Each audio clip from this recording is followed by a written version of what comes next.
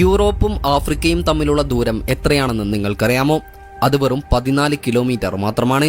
സ്പെയിനിലെ മിറാഡോർ ഡെൽ എസ്ട്രച്ചോ എന്ന സ്ഥലത്ത് നിന്ന് നോക്കിയാൽ ആഫ്രിക്കയിലെ മൊറോക്കോയിലുള്ള മൗണ്ട് ജബൽ മൂസ വ്യക്തമായി കാണാം. കാരണം സ്പെയിനിനും മൊറോക്കോയ്ക്കുമിടയിലുള്ള സ്ട്രെയ്റ്റ് ഓഫ് ജിബ്രാൾട്ടറിന്റെ വീതി വെറും 14 കിലോമീറ്റർ മാത്രമാണ്. ഈ രണ്ട് രാജ്യങ്ങൾക്കുമിടയിൽ ഒരു ബ്രിഡ്ജ് അല്ലെങ്കിൽ ടണൽ നിർമ്മിച്ചാൽ യൂറോപ്പിൽ നിന്ന് ആഫ്രിക്കയിലേക്ക് വെറും അരമണിക്കൂർ കൊണ്ട് എത്താം. പക്ഷേ ഒരു രാജ്യവും ഇന്നേ വരെ ഇവിടെ ഒരു പാലം പണിയാൻ ധൈര്യപ്പെട്ടിട്ടില്ല എന്നതാണ് സത്യം. അതിന് വിചിത്രമായ ചില കാരണങ്ങളുമുണ്ട്. അതെന്തൊക്കെയാണെന്നാണ് ഈ വീഡിയോയിലൂടെ നമ്മൾ കാണാൻ പോകുന്നത്. ഓരോ വർഷവും ഏകദേശം 1,00,000 കപ്പലുകളും 18,000-ഓളം ഓയിൽ ടാങ്കറുകളും ഈ കടൽ വഴിയിലൂടെയാണ് സഞ്ചരിക്കുന്നത്. ലോകത്തിലെ സമുദ്ര വ്യാപാരത്തിന്റെ 20% ഈ വഴിയിലൂടെയാണ് കടന്നുപോകുന്നത്. യൂറോപ്പ്, ആഫ്രിക്ക, ഏഷ്യ എന്നിവിടങ്ങളിലെ പല രാജ്യങ്ങളും ഈ റൂട്ടിനെ വല്ലാതെ ആശ്രയിക്കുന്നുണ്ട്.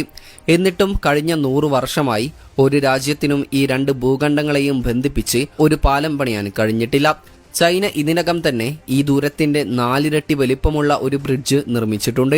കൂടാതെ ബ്രിട്ടനെയും ഫ്രാൻസിനെയും ബന്ധിപ്പിച്ച് 50 കിലോമീറ്റർ നീളമുള്ള ഒരു ടണൽ നിർമ്മിച്ചിട്ടുണ്ട്. 1994 തുറന്ന അത് വെറും 6 വർഷം കൊണ്ടാണ് പണി തീർത്തത്. എന്നാൽ ആഫ്രിക്കയെയും യൂറോപ്പിനെയും ബന്ധിപ്പിക്കുന്ന ഈ പാലത്തിന്റെ ദൗത്യം കഴിഞ്ഞ 100 വർഷങ്ങളായി ബാക്കി കിടക്കുകയാണ്. 1920കളുടെ അവസാനത്തിൽ ജർമ്മൻ ആർക്കിടെക്റ്റായ ഹെർമൻ സോർഗൽ മെഡിറ്ററേനിയൻ കടൽ വറ്റിച്ച് യൂറോപ്പിനെയും ആഫ്രിക്കയെയും ബന്ധിപ്പിച്ച് അറ്റ്ലാന്റോപ്പ എന്ന പുതിയ ഭൂഖണ്ഡം സൃഷ്ടിക്കാൻ പ്ലാൻ ചെയ്തിരുന്നു. ജിബ്രാൾട്ടറിൽ ഒരു വലിയ ഹൈഡ്രോ ഇലക്ട്രിക് ഡാം നിർമ്മിച്ച് കടലിലെ ജലനിരപ്പ് 100 മീറ്ററോളം കുറയ്ക്കാനും അതുവഴി കരകൾ കൂട്ടിമുട്ടിക്കാനും രണ്ട് ഭൂഖണ്ഡങ്ങൾക്കും ആവശ്യമായ വൈദ്യുതി ഉൽപ്പാദിപ്പിക്കാനുമാണ് അദ്ദേഹം ലക്ഷ്യമിട്ടത്. മികച്ച ആശയമായിരുന്നിട്ടും വലിയ സാമ്പത്തിക ചിലവ്, പാരിസ്ഥിതിക നാശം, അന്നത്തെ സാങ്കേതിക വിദ്യയുടെ പരിമിതികൾ, രാഷ്ട്രീയ പിന്തുണയുടെ അഭാവം എന്നിവ കാരണം ഈ പദ്ധതി ഒരിക്കലും നടപ്പായില്ല. പിന്നീട് 1979 മൊറോക്കോയിലെ ഹസൻ രണ്ടാമൻ രാജാവും സ്പെയിനിലെ ജുവാൻ കാർലോസ് ഒന്നാമൻ രാജാവും ഒരു കരാറിൽ ഒപ്പുവെച്ചു. എന്ത് സംഭവിച്ചാലും രണ്ട് രാജ്യങ്ങളെയും തമ്മിൽ ബന്ധിപ്പിക്കാൻ ഒരു വഴി കണ്ടെത്തുമെന്ന് അവർ തീരുമാനിച്ചു. ഇതിനായി 1980 അവർ 2 ഗവൺമെന്റ് ഓർഗനൈസേഷനുകൾ സ്ഥാപിച്ചു. സ്പെയിനിലെ സെക്കഗ്സയും മൊറോക്കോയിലെ SNEDയും ചേർന്ന് സ്ട്രെയ്റ്റ് ഓഫ് ജിബ്രാൾട്ടറിനെ കുറിച്ച് വിശദമായ ഒരു അന്വേഷണം ആരംഭിച്ചു. അവർ നിരവധി സർവേകൾ നടത്തി. അതിൽ 1991 നൗട്ടിലസ് എന്ന കപ്പൽ ഉപയോഗിച്ച് നടത്തിയ കടൽ സർവേ വളരെ പ്രധാനപ്പെട്ടതായിരുന്നു. ഈ സർവേയിൽ സ്ട്രെയ്റ്റ് ഓഫ് ജിബ്രാൾട്ടറിന്റെ അടിത്തട്ടിൽ നൗട്ടിലസ് കപ്പലിൽ നിന്നും ആഴത്തിൽ തുറന്ന് പാറയുടെ സാമ്പിളുകൾ മുകളിലേക്ക് കൊണ്ടുവരേണ്ടതുണ്ടായിരുന്നു. അങ്ങനെ ശാസ്ത്രജ്ഞർക്ക് അതിൽ റിസർച്ച് നടത്താമായിരുന്നു. എന്നാൽ നൗട്ടിലസിന് അതിന്റെ മിഷൻ പൂർത്തിയാക്കാൻ കഴിഞ്ഞില്ല. തൊട്ടടുത്ത വർഷം പോലസ് എന്നു പേരുള്ള മറ്റൊരു കപ്പലിനെ അയച്ചു. എന്നാൽ ഡ്രിൽ താഴേക്ക് അയച്ചപ്പോൾ റോഡ് പൊട്ടുകയും കപ്പൽ വല്ലാതെ കുലുങ്ങാൻ തുടങ്ങുകയും ചെയ്തു. ആ മിഷൻ ഉടൻ തന്നെ ഉപേക്ഷിക്കേണ്ടി വന്നു. ഫലത്തിൽ 2 പ്രൊജക്ടുകളും പരാജയപ്പെട്ടു. ഈ പരാജയത്തിന് പിന്നിലെ പ്രധാന കാരണം സ്ട്രെയ്റ്റ് ഓഫ് ജിബ്രാൾട്ടറിലെ ഭൗമശാസ്ത്രപരമായ സ്ഥാനമാണ്. ഈ കടലിടുക്ക് വളരെ ഇടുങ്ങിയ ഒരു വഴിയാണ്. ഇതിന്റെ വലതുവശത്ത് ഭൂമധ്യരേഖയോട് ചേർന്ന് കിടക്കുന്ന മെഡിറ്ററേനിയൻ കടലാണ്. അതുകൊണ്ട് തന്നെ അവിടെ ചൂടുവെള്ളമാണുള്ളത്. ഇടതുവശത്ത് അറ്റ്ലാന്റിക് സമുദ്രമാണ്. അതിൽ ആർട്ടിക് മഞ്ഞുരുകി വരുന്ന തണുത്ത വെള്ളവുമാണുള്ളത്. ഈ വലിയ വ്യത്യാസം അവിടുത്തെ വെള്ളത്തെ ഇളകിമറിയുന്നതും അപകടകരവുമാക്കുന്നു. ഈ തടസ്സങ്ങളെല്ലാം ഉണ്ടായിരുന്നിട്ടും അവസാനം 1997 ആയപ്പോഴേക്കും നിരന്തരമായ ശ്രമങ്ങൾക്കൊടുവിൽ ഇരു രാജ്യങ്ങളെയും ബന്ധിപ്പിക്കുന്നതിനായി 2 റൂട്ടുകൾ ഗവേഷകർ കണ്ടെത്തി. ആദ്യത്തേത് കാന്യൺ റൂട്ടാണ്. ഇതാണ് ഏറ്റവും ചെറിയ വഴി. പുൻഡനും പുൻഡ സൈറസിനും ഇടയിലുള്ള ഈ വഴിക്ക് വെറും 14 കിലോമീറ്റർ ദൂരമേയുള്ളൂ. രണ്ടാമത്തേത് പടിഞ്ഞാറ് ഭാഗത്തുള്ള ത്രഷോൾഡ് റൂട്ടാണ്. പുൻഡ പലോമയ്ക്കും പുൻഡ മലബാറ്റയ്ക്കും ഇടയിലുള്ള ഇതിന് 28 കിലോമീറ്റർ ദൂരമുണ്ട്. ഈ ജിയോളജിക്കൽ റിസർച്ചുകൾ നടക്കുമ്പോൾ ആയിരക്കണക്കിന് കിലോമീറ്റർ അകലെയുള്ള ഒരു അമേരിക്കൻ എഞ്ചിനീയർ ഈ പ്രൊജക്ടിന്റെ ഓരോ കാര്യങ്ങളും സൂക്ഷ്മമായി നിരീക്ഷിക്കുന്നുണ്ടായിരുന്നു. അദ്ദേഹത്തിന്റെ പേര് യൂജിൻ സൂയ് എന്നായിരുന്നു. അദ്ദേഹം ഒരു റിബൽ ആർക്കിടെക്റ്റ് ആയിരുന്നു. ഇതിനായി യൂജിൻ വെള്ളത്തിന് മുകളിലൂടെയുള്ള ഒരു ഫ്ലോട്ടിംഗ് ബ്രിഡ്ജ് എന്ന ആശയത്തിന് അടിത്തറയിട്ടു. ഈ ഡിസൈനിൽ സ്റ്റീൽ തൂണുകളോ പഴയ സ്റ്റൈലിലുള്ള കോൺക്രീറ്റ് ബീമുകളോ ആവശ്യമില്ലായിരുന്നു. പാലം നിർമ്മാണത്തിന്റെ പരമ്പരാഗത രീതികൾ മാറ്റിവെച്ച് കടൽത്തട്ടിൽ ഉറപ്പിച്ചു നിർത്തുന്നതിന് പകരം വെള്ളത്തിന് മുകളിൽ ഒരു പാലത്തിന്റെ ഡിസൈൻ സൂയ് തയ്യാറാക്കി. സൂയ് ഡിസൈൻ ചെയ്ത പാലം കണ്ടാൽ ഒരു വലിയ കടൽപ്പാമ്പിനെ പോലെ തോന്നുമായിരുന്നു. വലിയ കച്ചവട കപ്പലുകൾക്ക് പോലും ഇതിനു മുകളിലൂടെ പോകാൻ കഴിയുന്ന രീതിയിൽ ചില ഭാഗങ്ങളിൽ ഇത് വെള്ളത്തിനടിയിലേക്ക് താഴ്ന്നു കിടക്കും. ഏകദേശം 2 മൈൽ ദൂരത്തിൽ ഈ പാലം ഒരു അണ്ടർ വാട്ടർ ടണൽ പോലെ പ്രവർത്തിക്കും. ഈ പദ്ധതി പ്രകാരം കടലിന് നടുവിൽ 3 മൈൽ വീതിയുള്ള മനുഷ്യനിർമ്മിതമായ ഒരു ഫ്ലോട്ടിംഗ് സിറ്റി നിർമ്മിക്കണമായിരുന്നു. അതുകൊണ്ട് തന്നെ 24 വരി ഹൈവേകൾ, ഒന്നിലധികം റെയിൽവേ ലൈനുകൾ, വിൻമില്ലുകൾ, 23 നിലയുള്ള ഒരു കെട്ടിടം, പബ്ലിക് ഗാർഡനുകൾ, തിയേറ്ററുകൾ, മാർക്കറ്റുകൾ, വെള്ളച്ചാട്ടങ്ങൾ, സ്വിമ്മിംഗ് പൂളുകൾ, അതുപോലെ സോളാർ പവർ പ്ലാന്റുകൾ വരെ അതിൽ പ്ലാൻ ചെയ്തിരുന്നു. കടൽവെള്ളം തട്ടി നശിച്ചു പോകാതിരിക്കാൻ water proof concrete, stainless steel, anodised aluminium എന്നിവ ചേർന്ന ശക്തമായ ഒരു മിശ്രിതം കൊണ്ട് ഇത് നിർമ്മിക്കാൻ അവർ പ്ലാൻ ചെയ്തു. ആ സമയത്ത് അത് വളരെ വലിയ ഫ്യൂച്ചറിസ്റ്റിക് ആയ ഐഡിയ ആയിരുന്നു. എന്നാൽ പരിഹരിക്കാൻ കഴിയാത്ത 2 വലിയ പ്രശ്നങ്ങൾ ഇവിടെ ഉയർന്നു വന്നു.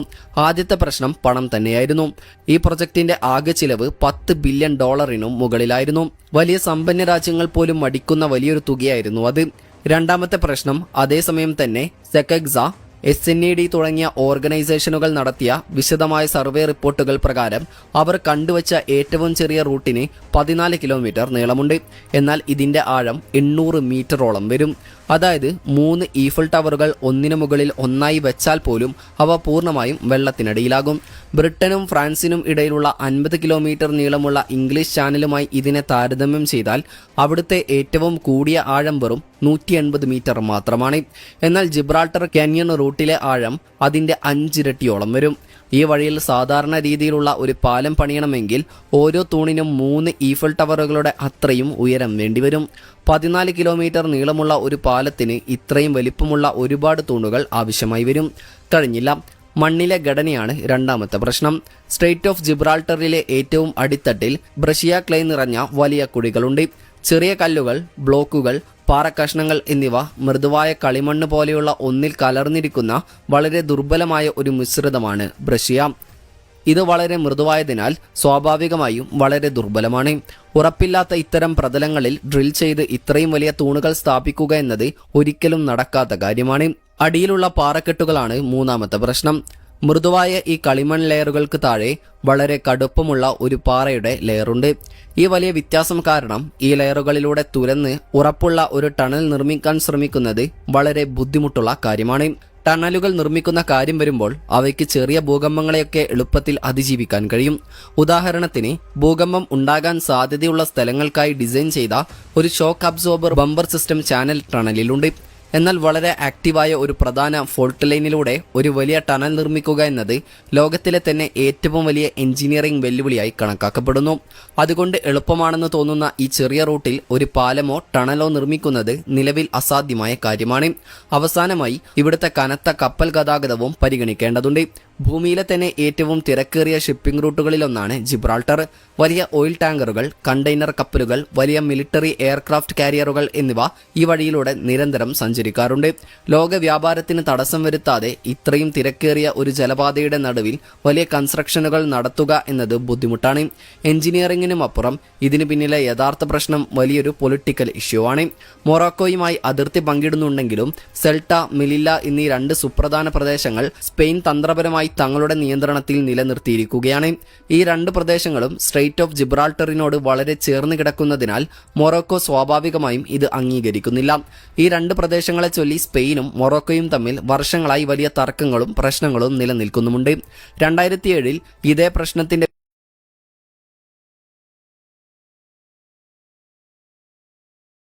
പേരിൽ വലിയൊരു ഡിപ്ലോമാറ്റിക് പ്രശ്നം നടന്നിരുന്നു. 2007 നവംബറിൽ സ്പെയിൻ രാജാവ് സ്യൂട്ട, മെലില്ല എന്നീ രാജ്യങ്ങൾ സന്ദർശിച്ചത് മൊറോക്കോയെ വല്ലാതെ പ്രകോപിപ്പിച്ചു. ഇതിനുള്ള മറുപടിയായി മൊറോക്കോ ഉടൻ തന്നെ സ്പെയിനിൽ നിന്നുള്ള തങ്ങളുടെ അംബാസിഡറെ തിരികെ വിളിച്ചു. ആ ഒരൊറ്റ പൊളിറ്റിക്കൽ പ്രശ്നത്തോടെ എല്ലാവരും കാത്തിരുന്ന സ്പെയിൻ മൊറോക്കോ കണക്ഷൻ പ്രൊജക്ട് പൂർണ്ണമായും സ്തംഭിച്ചുപോയി. ഭൂമിയുമായി ബന്ധപ്പെട്ടതും എഞ്ചിനീയറിംഗ് പരമായതും രാഷ്ട്രീയപരവുമായ ഇത്തരം നിരവധി കാരണങ്ങൾ കൊണ്ടാണ് വെറും 14 കിലോമീറ്റർ ദൂരമുള്ള ഈ ഭാഗത്ത് ഒരു ബ്രിഡ്ജ് നിർമ്മിക്കുക എന്നത് വീണ്ടും വീണ്ടും സ്തംഭിച്ചു പോകുന്നത്. ഏതായാലും ഇതിനെക്കുറിച്ച് നിങ്ങൾക്കൊരു ധാരണ കിട്ടിക്കാണുമെന്ന് തന്നെ വിശ്വസിക്കുന്നു.